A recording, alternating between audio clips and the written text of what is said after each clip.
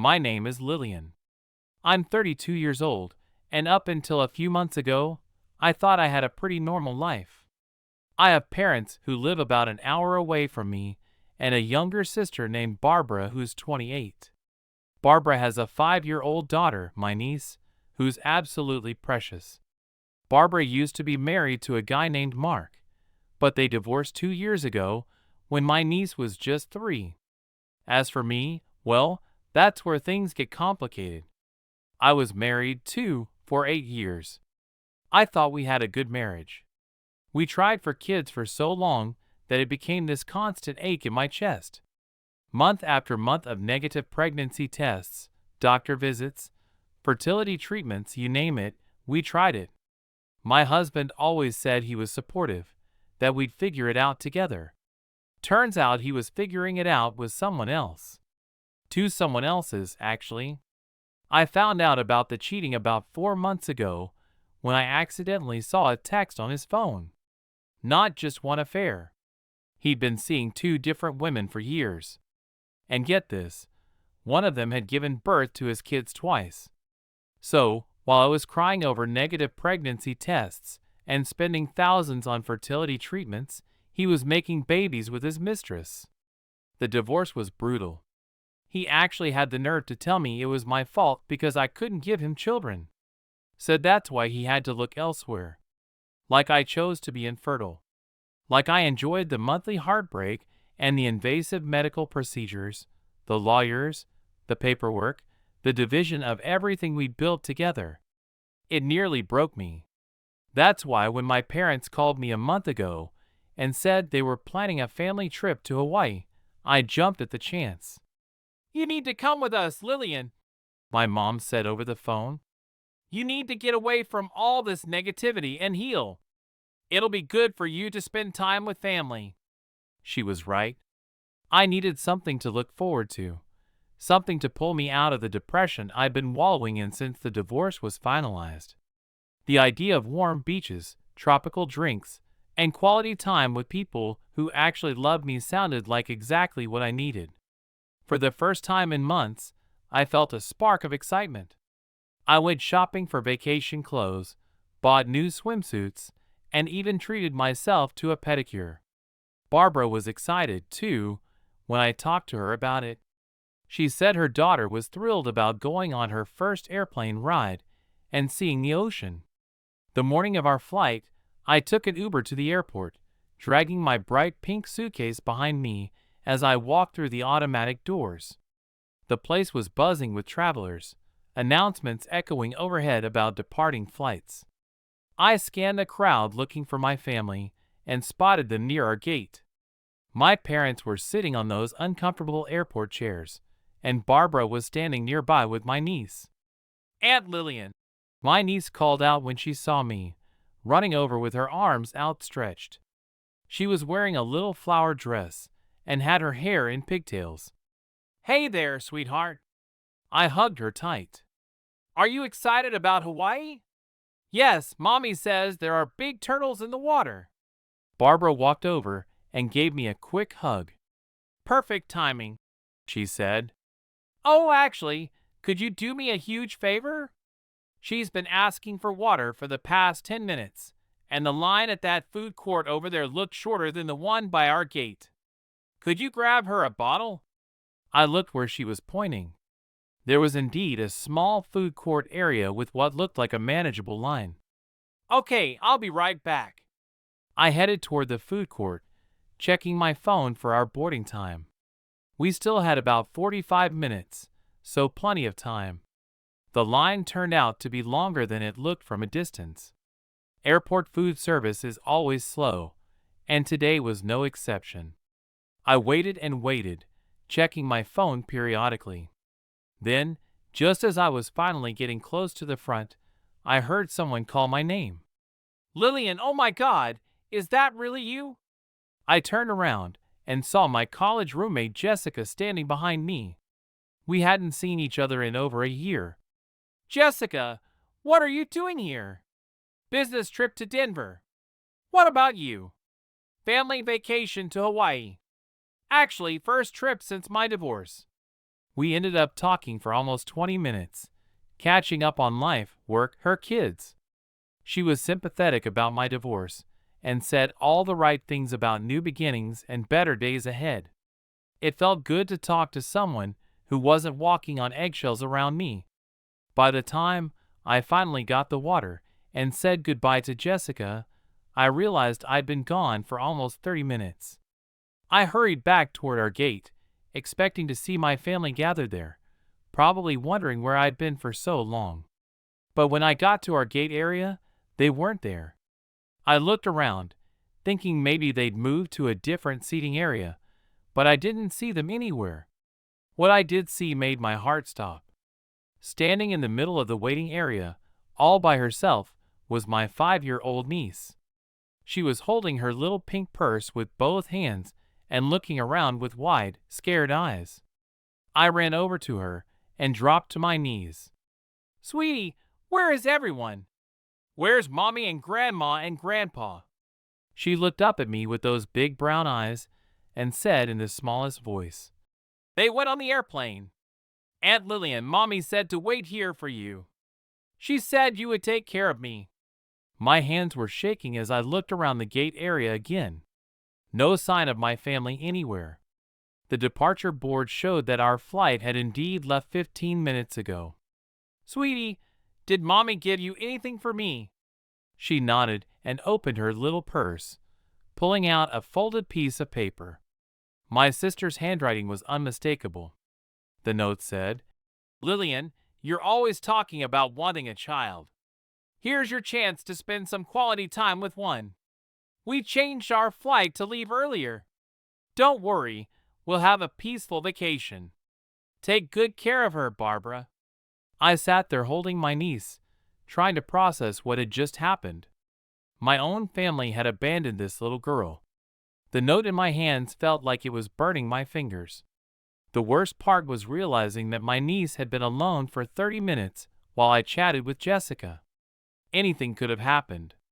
She could have wandered off, been grabbed by someone, or walked outside and gotten hit by a car. The thought made me sick. "Sweetie, were you scared?" I asked her. She nodded, her bottom lip trembling. "There were so many people. I didn't know where to go." How could my own mother and sister leave a 5-year-old alone in a crowded airport? I pulled up my phone and started texting my family. "Barbara, what the hell is wrong with you? How could you abandon your daughter?" My parents, "I can't believe you were part of this." Nobody responded. They had probably turned off their phones, living it up while I dealt with their mess. "Come on, sweetie," I said, taking her hand and picking up my suitcase. "Let's go home." Back at my apartment, I made her mac and cheese, and we watched cartoons on my couch. She seemed okay on the surface, but I could tell she was confused and hurt by what had happened. "Aunt Lillian, when is Mommy coming back?" she asked during a commercial break. "I don't know, honey. She went on vacation with Grandma and Grandpa. But why didn't I go? Did I do something bad?" My heart broke hearing that question. How do you explain to a 5-year-old that her mother abandoned her for no reason other than selfishness? "Sometimes grown-ups make bad decisions," I said finally. "But you didn't do anything wrong, sweetie. This isn't your fault." That night, after putting her to bed in my spare room, I sat in my kitchen thinking. I was angrier than I'd ever been in my life. My sister had serious problems if she thought abandoning a child was acceptable. And my parents were just as bad for going along with it. Then I remembered Mark, my sister's ex-husband. Barbara had always painted him as this terrible guy who cheated on her and abandoned his family. She told us he was irresponsible, that he never paid child support, that he didn't want to see his daughter. But what if that wasn't the whole story? What if there was more to their divorce than what Barbara had told us? I found his number and called him. "Lillian, is everything okay? Mark, Barbara just abandoned your daughter at the airport. She flew to Hawaii with my parents and left her alone. If you want to see her, come over now." I'll be right there. He showed up 2 hours later with a big doll. When my niece saw him, she ran into his arms. Daddy, she squealed. Hey there, princess. I missed you so much. He was crying as he hugged her. Watching them, I realized this man genuinely loved his daughter. This wasn't someone who had abandoned his family. After my niece went to bed, Mark told me the truth. Lillian, everything Barbara told you is a lie. He showed me screenshots of text messages between Barbara and two different men. Explicit messages about meeting at hotels and lying to Mark. She was cheating with multiple guys. He said, I hired a private investigator. I have photos, videos, hotel receipts, everything. He showed me pictures. Barbara kissing another man. Barbara going into hotels with guys who weren't Mark.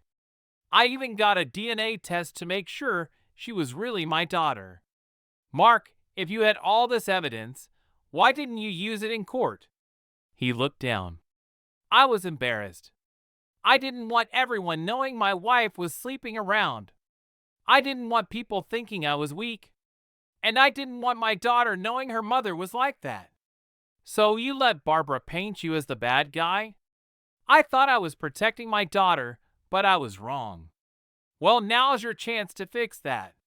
What do you mean? Let's get your daughter back where she belongs with you. Would you really help me? Absolutely. What Barbara did today was unforgivable. We need airport video footage, proof that she abandoned her daughter. Already called my lawyer. We're requesting the security footage Monday morning. For the first time since my divorce, I felt like I was doing something right. My sister had crossed a line, and it was time for consequences. The next 2 weeks were a whirlwind of activity. Mark and I worked together like we were on some kind of mission, which I guess we were. We were fighting to save his daughter from a mother who clearly didn't deserve her. Mark's lawyer moved fast. By Wednesday, they had already filed the paperwork to request custody modification and submitted a formal request for the airport security footage. The lawyer said cases involving child abandonment were taken very seriously by the courts, especially when there was video evidence. The fact that she left a 5-year-old alone in a public place for 30 minutes is going to look really bad, the lawyer told us during our meeting. Add that to the other evidence Mark has been collecting, and we have a strong case. While we waited for the legal process to move forward, Mark showed me more of what he discovered about Barbara over the past 6 months. It was worse than I had imagined, he said, pulling up Barbara's Instagram account on his phone. She posts pictures from parties almost every night. And look what's in her hand in every single photo. I scrolled through dozens of photos. Barbara at clubs, Barbara at house parties, Barbara at restaurants, and in almost every single picture, she had a drink in her hand. Wine, cocktails, beer shots. It was like she was documenting her drinking problem for the whole world to see. She's been posting these while she's supposed to be taking care of our daughter, Mark said. Look at the timestamps. This one was posted at 2 a.m. on a Tuesday. Who's watching the kid when she's out partying until 2 in the morning? The evidence kept getting worse. Mark had hired the same private investigator who had caught Barbara cheating during their marriage. And this guy was thorough. He had videos of Barbara stumbling out of bars drunk, getting behind the wheel of her car with their daughter in the back seat. This video is from 3 weeks ago, Mark said, showing me footage on his phone. Watch this. The video showed Barbara walking unsteadily to her car in a parking lot outside some club. She was clearly drunk, stumbling, dropping her keys, having trouble getting the car door open. Then the camera zoomed in, and I could see my niece sleeping in the back seat. She drove home drunk with our daughter in the car, Mark said multiple times. I have 4 different videos of her doing this. I felt sick watching it. Mark, why haven't you called the police? This is dangerous. I wanted to build a complete case first. One incident might not be enough to get custody changed, but a pattern of behavior will be. The private investigator had also documented Barbara's spending habits. Mark showed me credit card statements that made my jaw drop. In the past 2 months alone, she had spent over $3,000 on clothes, another $1,500 on salon treatments, and nearly $1,000 at bars and restaurants. Remember, she hasn't worked in 2 months, Mark said. All of this is being paid for with the child support money I sent her. Money that's supposed to be for our daughter's food, clothes, and child care. What about the plastic surgery you mentioned? Mark pulled up more documentation. $8,000 for breast implants. Paid for 2 weeks after I sent her a child support payment. Meanwhile, look at this. He showed me photos the investigator had taken of my niece. Her clothes were too small, clearly outgrown. Her shoes had holes in them. She looked like she needed a haircut.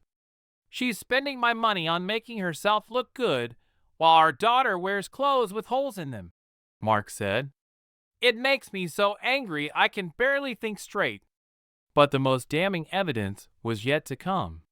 While Barbara was living it up in Hawaii, posting daily photos of herself with tropical drinks, she had barely acknowledged that she had a daughter. She sent exactly one text message asking about her in 2 weeks. I told Mark, showing him my phone. One message. How's she doing? That's it. No phone calls, no video calls, nothing. What did you tell her? I said she was fine and that Barbara would have a big surprise waiting when she got back. Meanwhile, I was watching my niece every day, and it was clear that she was happier living with me than she had been with her mother. She wasn't asking about Barbara as much anymore. She seemed more relaxed, less anxious. When Mark came to visit, which was almost every day now, she lit up like a Christmas tree. Daddy, can we go to the park today? She asked him one afternoon. Of course, Princess, whatever you want to do. Watching them together broke my heart in the best way possible. This little girl clearly adored her father, and he adored her right back. It was obvious that they belonged together. The custody service had already assigned a caseworker to investigate the situation. A woman named Mrs. Patterson came to my apartment to interview me and observe my niece's living situation. How has she been adjusting to staying with you? Mrs. Patterson asked. Really well, actually. She seems more settled than I expected. She's been sleeping through the night, eating well, playing normally. The only time she seems upset is when she asks about her mother. And how often does she ask? Less and less. The first few days she asked constantly. Now it's maybe once a day. Mrs. Patterson took notes throughout our conversation. She also spent time talking to my niece, asking her gentle questions about how she was feeling and what she remembered about the airport. The nice lady asked me if I was scared at the airport. My niece told me after Mrs. Patterson left. I told her yes, but that I'm not scared anymore because you and Daddy take care of me. On Friday of the second week, Mark's lawyer called with an update. We got the airport footage, he said during our conference call. It's even better than we hoped. The video clearly shows Barbara, your parents, and the child arriving together. Then it shows Barbara and your parents boarding the plane while the child is left standing alone in the waiting area. The timestamp shows she was alone for 28 minutes before Lillian returned. 28 minutes, Mark repeated. A 5-year-old was abandoned for nearly half an hour. The video also shows other passengers noticing the unattended child and looking concerned. One woman actually approached her and seemed to be asking if she was okay before Lillian returned. This is going to be very powerful evidence in court. That weekend, Mark and I took my niece to the zoo. She held both of our hands as we walked around looking at animals, chattering excitedly about the monkeys and elephants. Aunt Lillian, look. The baby elephant is staying close to its mommy, she said, pointing at the elephant enclosure. That's right, sweetie. Baby animals need their mommies and daddies to take care of them and keep them safe. Like how you and daddy keep me safe. Exactly like that. Mark squeezed my hand and gave me a grateful look. For the first time in months, I felt like I was part of something good, something meaningful. After my divorce, I had felt so lost and broken. But helping Mark get his daughter back was giving me a sense of purpose I hadn't felt in a long time. On Sunday night, Mark and I were going over our timeline for the custody hearing when my phone buzzed with a text from Barbara. Flight lands tomorrow at 6 p.m. I'll be there by 8 to pick her up. The next morning, I got my niece dressed in her favorite dress and did her hair in pigtails. She had no idea what was about to happen, and I wanted to keep it that way for as long as possible. Is Mommy really coming today? She asked. Yes, sweetie. Mommy's coming back from Hawaii today. She seemed less excited about that than I would have expected. Will I still see you and Daddy? We'll figure all of that out. Okay, don't worry about it. At exactly 7:30 p.m., there was a knock at my door. Mark was already there, along with Mrs. Patterson from the custody service. When I opened the door, Barbara was standing there with a tan and a big smile on her face, clearly expecting to just pick up her daughter and go home like nothing had happened. The smile disappeared when she saw Mark standing behind me. What the hell is he doing here? Barbara demanded, staring at Mark. Mrs. Patterson stepped forward. Ms. Barbara, I'm from Child Protective Services. Custody proceedings have begun regarding your daughter. Barbara's face went white. What custody proceedings? Your ex-husband filed for emergency custody based on child abandonment, Mrs. Patterson explained. The court temporarily placed your daughter with her aunt until the hearing. This is ridiculous, Barbara screamed. Lillian, how could you betray your own sister? I stepped forward. Barbara, you abandoned your 5-year-old daughter at an airport. You left her alone for 30 minutes. I knew you would take care of her. You left her with a note. She was terrified. Mark pulled out his phone. Barbara, we have security footage. Videos of you drunk driving with our daughter. Evidence of you spending child support on plastic surgery while she wore clothes with holes. You've been spying on me. I've been documenting your neglect, Mark said firmly. A judge will see everything. Barbara completely lost it. She started screaming, calling me horrible names, blaming me for ruining her life. She tried to push past us, but Mrs. Patterson blocked her. Ma'am, calm down. This outburst is being recorded for our court report. Barbara couldn't control herself. She threw her purse at Mark, then tried to hit me. Mrs. Patterson called for backup. This behavior concerns us, Mrs. Patterson said as officials arrived. A parent who cannot regulate emotions isn't providing a safe environment.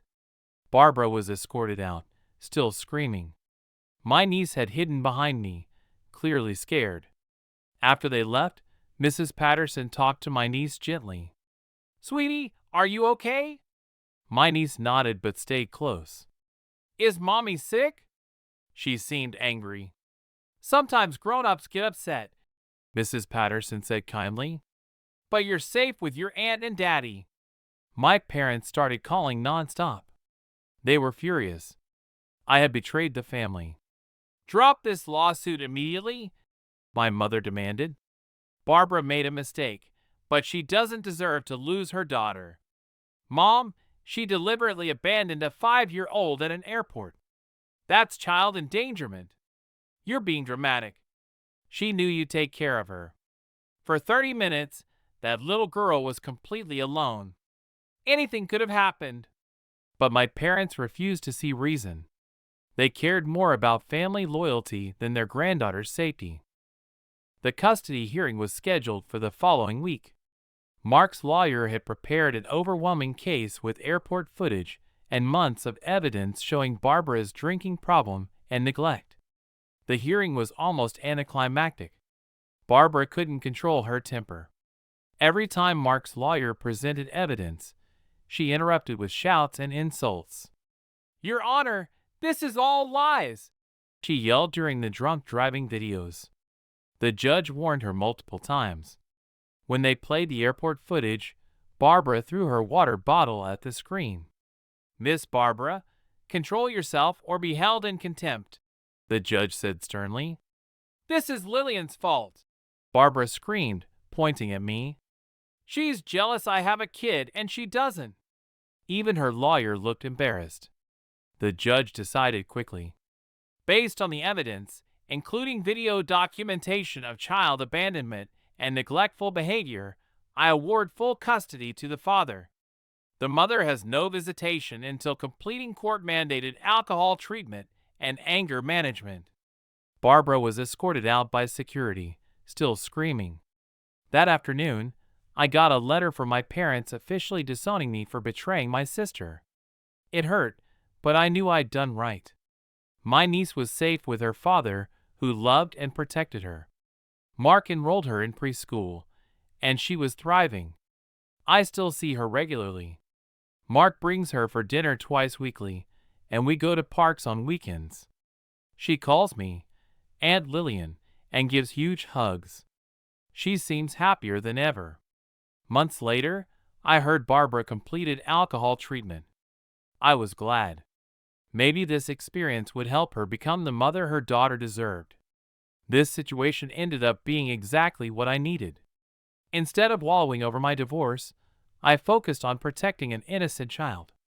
It gave me purpose and reminded me that though I couldn't have children, I could still make a difference. My ex-husband said I was worthless because I couldn't give him kids. But helping my niece showed me motherhood isn't just biology. It's love, protection, and putting a child's needs first. By that definition, I'd been more of a mother in those weeks than Barbara had been in 5 years. I don't regret anything. My niece is safe, happy, and loved. She has a father who adores her. Sometimes doing right means hard choices, even when it costs you family. But gaining my niece's safety was worth losing people who cared more about loyalty than a child's well-being. I sleep well knowing I helped save a little girl from danger. Maybe someday Barbara will become the mother her daughter needs. Until then, my niece has all the love and protection she needs from people who truly put her first.